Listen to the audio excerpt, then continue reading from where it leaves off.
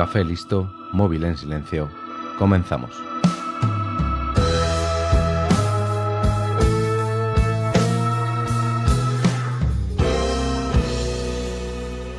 Hoy voy a hablarte de una leyenda, de un sueño. El sueño de hacerse rico de la noche a la mañana en el siglo XVI. Una leyenda que se llevó muchas vidas. Las vidas de los que buscaron y de los que defendieron. Hoy en 15 minutos voy a hablarte de El Dorado. En el siglo XVI, muchos conquistadores españoles fueron en la búsqueda de El Dorado. Lo primero que te vendrá a la mente sobre El Dorado será la mítica ciudad hecha de oro que fue buscada por mucha gente. Esa búsqueda llega incluso hasta nuestros días. Pero ¿de dónde viene esta historia? ¿Qué les hizo creer a los españoles que existía una ciudad llena de oro en medio de la selva? La leyenda comienza en Panamá, cuando la expedición de Núñez de Balboa se encontró con la tribu Comagre. Estos les dieron esclavos y algo de oro, entre otras cosas. A la hora de hacer el reparto del oro entre los soldados, se formó una pequeña revuelta. No todos estaban de acuerdo con el reparto. Según las crónicas, en medio de la revuelta, uno de los indios que les había dado el oro alzó la voz y les dijo: «Si hubiera sabido que ibais a reñir por mi oro, no os lo hubiera regalado, porque soy un hombre de paz y concordia. Me maravilla vuestra ceguera y locura, porque no apreciáis las joyas y las destruís para hacer palitos. Si tantas ganas de oro tenéis que molestáis y matáis a la gente de aquí por él, yo os mostraré una tierra en la que hay tanto oro que os hartaréis de él». Y así comienza la búsqueda del dorado, lo que llevó a los españoles a la búsqueda de una leyenda que nunca apareció, pero que les permitió descubrir para los europeos una enorme extensión de terrenos. Al comienzo de esta expedición, Núñez de Balboa descubrió el Océano Pacífico siguiendo las instrucciones que le dio el indio Comagre para encontrar la Tierra del Oro. Años después, los exploradores tuvieron nuevas noticias de una tierra llena de riquezas que a la postre sería el actual Perú, la tierra de los incas. En 1524, Francisco Pizarro, Diego de Almagro y Hernando de Luque se asociaron para explorar esa tierra desconocida, con la esperanza de encontrar ese lugar donde el oro brotaba de la tierra. Pasaron 2 años de penurias y continuos fracasos recorriendo las costas de Sudamérica. En las luchas con los indios murieron muchos. Incluso Diego de Almagro perdió un ojo acuñando la famosa frase: «Este negocio me ha costado un ojo de la cara». El punto de inflexión se produjo en la isla del Gallo, actual Colombia, cuando Diego de Almagro partió hacia Panamá en búsqueda de refuerzos, mientras Francisco Pizarro lo aguardaba con el resto de los 80 soldados en dicha isla, quedándose varios de ellos retenidos en contra de su voluntad. El gobernador de Panamá, Pedro de los Ríos, enterado de las penurias que estaban pasando aquellos hombres, exige que se les permita regresar sin ningún tipo de impedimento. En ese entonces el descontento entre la tropa era ya muy grande, y casi todos mostraban intenciones de querer desertar. En esa situación extrema, con todo a punto de perderse, Francisco Pizarro desenvainó su espada, marcó una línea en la arena y desafió a los soldados diciéndoles que debían elegir entre quedarse en ese lado, yéndose a Panamá a ser pobres, o arriesgarse a cruzar la línea hacia el Perú, donde se harían ricos. Solo 13 hombres decidieron continuar con la expedición, quienes luego serían conocidos como los 13 de la fama. Poco después, tras continuar navegando hacia el sur, en abril de 1528, Pizarro y sus hombres desembarcaron en Tumbes, Perú, donde hallaron grandes riquezas. Tras conseguir lo que anhelaban, Pizarro retornó a Panamá con el objetivo de que el rey de España lo nombrara gobernador del Perú, marcando así el inicio de la conquista del Imperio Inca. Durante la conquista de la actual Colombia, una tribu les habló sobre un cerro en el valle de Taironas que estaba formado completamente de oro, y los españoles se dirigieron hacia allí. Algunas teorías dicen que las tribus, viendo el ansia de los españoles por encontrar una leyenda, lo utilizaron a su favor. Lo usaron o bien para estar en buen término con los conquistadores, para que se fueran a otro sitio buscando dicho oro, o para que acabaran con las tribus enemigas diciendo que el dorado estaba en sus tierras. Las noticias de las riquezas que encontró Pizarro en Perú corrieron rápidamente, y cuando éste decidió realizar una nueva expedición para seguir explorando la zona y tratar de encontrar el famoso dorado, otros exploradores organizaron sus propias expediciones para llegar antes que Pizarro. En 1531 el conquistador Diego de Ordaz exploró el río Orinoco en busca de los ricos pueblos del Perú. Tras muchas dificultades, la expedición llegó a la altura del cruce del río Meta, y los indios del lugar le informaron que había mucho oro, pero río arriba, lo que le hizo suponer que en el origen del río se hallaban grandiosas minas de oro.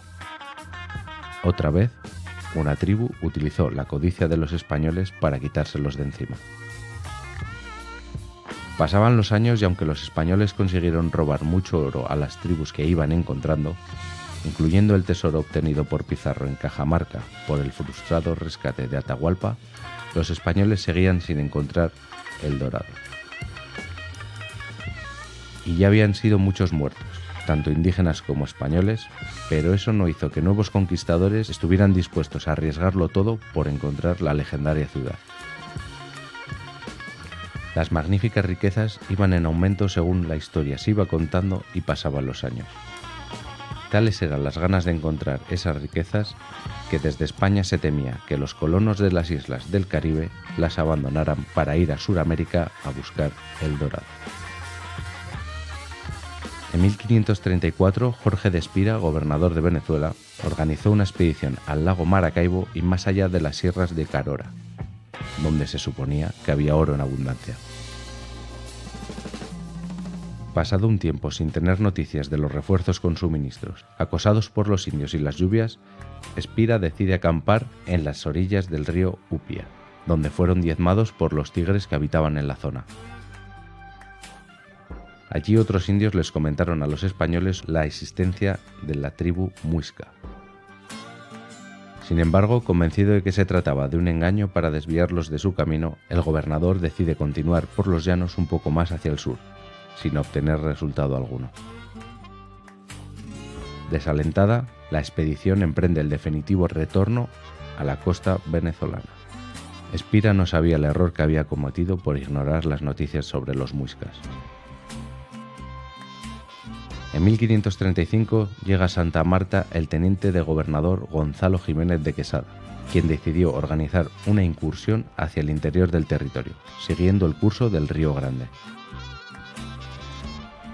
En su camino, Quesada observó un hecho curioso. A lo largo del río, los indios consumían granos de sal traídos desde la costa de Santa Marta. Sin embargo, una vez recorridas 70 leguas de distancia, la sal ya era muy cara y escasa. Después de esto comenzaron a observar indios que consumían otra sal, ya no en granos, sino en panes, similares a los terrones de azúcar. Y a medida que avanzaban por el río, la sal era cada vez más barata. Esto llamó la atención de los conquistadores. Según los indios, las tierras de donde provenía dicha sal pertenecían a un señor poderoso que poseía grandes riquezas. Los españoles decidieron explorar el origen de dicha sal, llegando así hasta las tierras de la Confederación Muisca, un pueblo rico en oro y esmeraldas. Allí, Jiménez de Quesada llevaría adelante la conquista de este pueblo y fundaría la ciudad de Bogotá.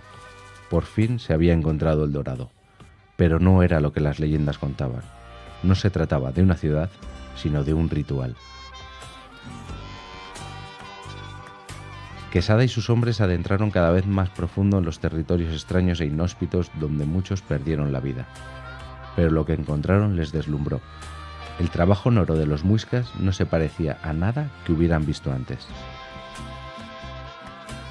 La ceremonia del indio dorado de la laguna de Guaitavita fue la que probablemente dio el origen a la leyenda del mítico reino dorado.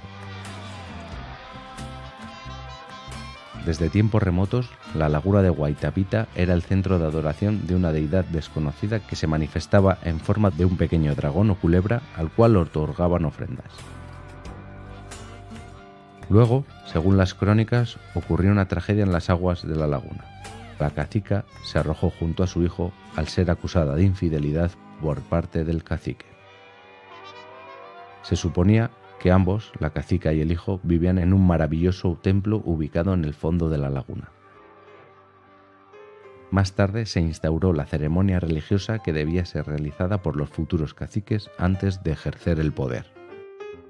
El nuevo jefe de la comunidad, generalmente un sobrino del anterior líder, pasaba por un largo proceso de iniciación que culminaba en un acto final, en el que se remaba en una canoa por el lago.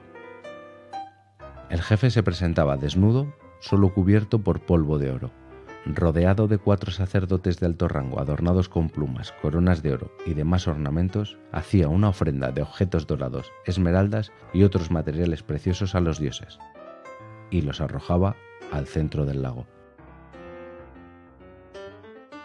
La orilla del lago circular se llenaba de espectadores ricamente vestidos, que tocaban instrumentos musicales y encendían grandes fuegos. La canoa misma llevaba 4 fogatas que lanzaban columnas de incienso a los cielos. Una vez en el centro del lago, uno de los sacerdotes izaba una bandera señalando a la muchedumbre que hiciera silencio. Este momento marcaba el punto en el que la multitud juraba fidelidad a su nuevo líder, gritando su aprobación desde la orilla. Por fin se ponía fin a una leyenda y se mostró la realidad. Y la realidad era que la ciudad dorada no existía, sino que el pueblo muisca, que sí que tenían oro en abundancia, eran magníficos trabajadores del metal precioso y no le daban el valor económico que sí le daban los europeos. Para los muiscas, el oro carecía de valor económico, pero sí de gran valor espiritual.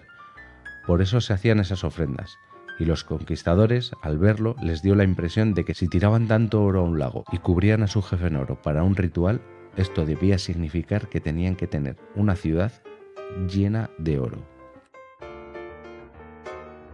En realidad se cree que los muiscas no debían tener oro almacenado, sino que hacían las piezas específicamente para los rituales. Trágicamente, la cacería desesperada de oro sigue viva. Los arqueólogos que trabajan en institutos de investigación como el Museo del Oro están luchando contra la ola creciente de saqueadores. La cantidad de oro descubierta en figuras precolombinas es impresionante. Tan impresionante que en los años 70 el número de los nuevos lugares hallados fue tal que el precio mundial del oro se desplomó.